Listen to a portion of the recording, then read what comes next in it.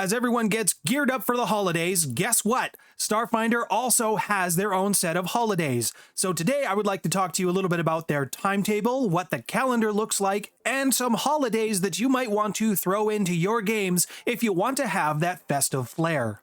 So let's jump right into what time looks like in Starfinder and the Pact Worlds.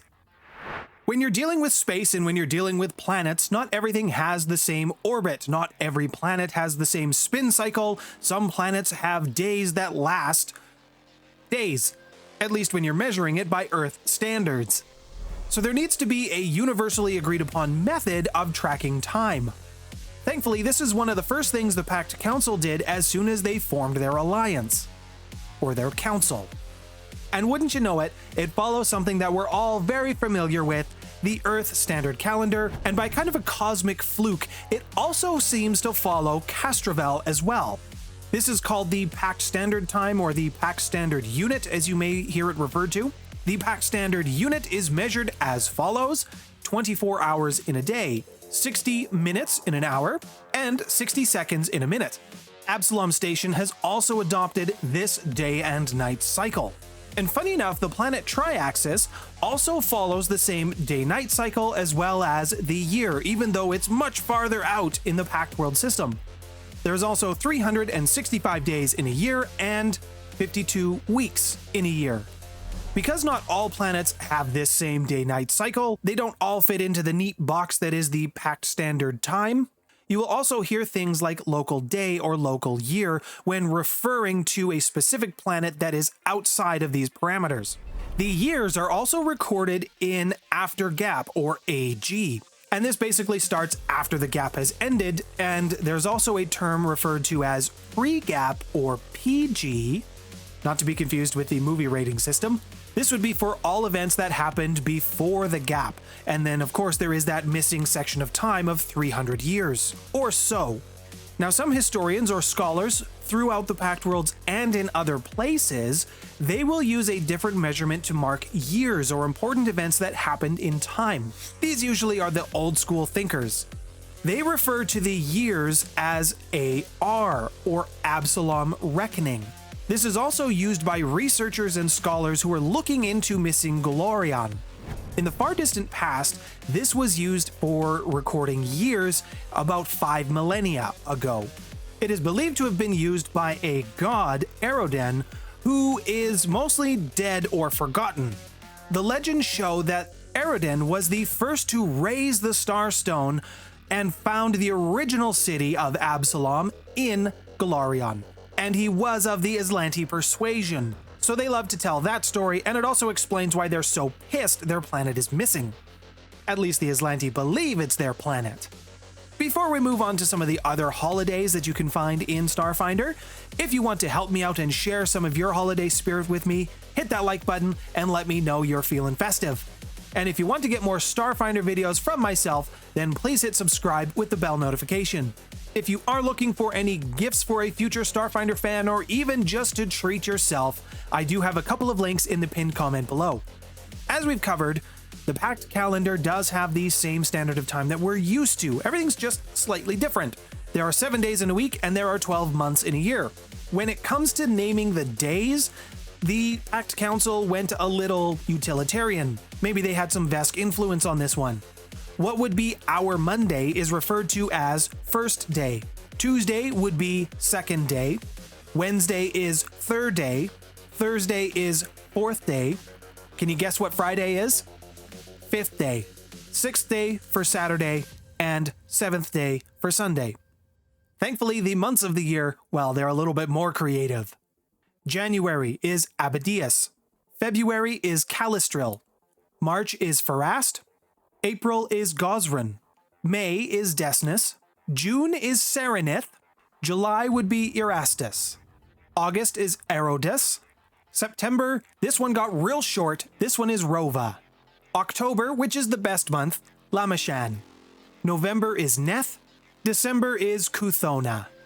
Moving into the holidays, these are not my ideas of the holidays. These are ideas that I found put forward from another fan in a Reddit thread. Links to this Reddit thread will also be in the description below. And when it comes to canon holidays from Starfinder, we don't have a ton of information, but I do enjoy the ideas of some of these. Starting in the first month of Abadius, you will have 2 holidays. The first would be Remembrance Day. This is a celebration of life, remembering those who were lost when Glorion disappeared. Over time, I'm sure this holiday would have expanded or could have expanded to include others who have perished in some of the past wars, maybe. And what better way to celebrate all the dearly departed than on Abadius 15th, the day after remembering them, by Abadarcorp Day. This is a day where everyone gets to drown out the pain of losing loved ones or missing your homeworld with retail therapy. Abadarcorp and all of their subsidiaries, they all put their goods, their wares. Everything must go. It is a fire sale, 50% off, maybe more. Depends on how generous Abadar is feeling that day. Next month, Calistril will have 2 holidays as well. Calistril 2nd would be the Day of Departure. This would be a special holiday for Kasathans. This is a day that they would celebrate leaving their homeworld. It would be a very big holiday for those who live on the Adari. Shops are closed, festivities are had, much drinking ensues. Calistril 21st would be the Day of Unity, a celebration for Hylax and all of her servants. Hylax is also known as the Forever Queen. Any creature who has the ability or the connection to Hylax and the Hive Mind, they will do so on this day to participate in the celebration and feel everything as one. This is a especially important holiday for the Shirrens, the Haan, and the Formians. Farast will also have 2 holidays in it. Farast 17th would be the Day of Peace. This one is mostly recognized on Castrovel. This recognizes the peace treaty between the Formians and the Lashunta, and it is a celebration of the end of their war and the ceasing of hostilities. I have talked a little bit about Castrovel, that will be up here. Now, Farast 29th, this will be a special day for the androids. Known as Freedom Day, this is a celebration of when the androids received their freedom, at least when it comes to the Pact Worlds or most civilized societies.